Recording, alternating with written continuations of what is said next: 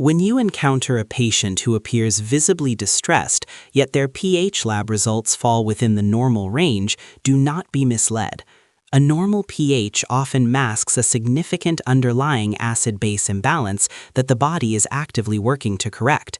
This clinical state is known as compensation, where one physiological system offsets the failure of another. The process of compensation involves a delicate balance between the lungs and the kidneys to maintain homeostasis. If a metabolic issue causes acid buildup, the respiratory system quickly responds by increasing CO2 excretion to stabilize the pH. Alternatively, the kidneys can adjust bicarbonate levels to counter respiratory changes, though this metabolic response takes more time.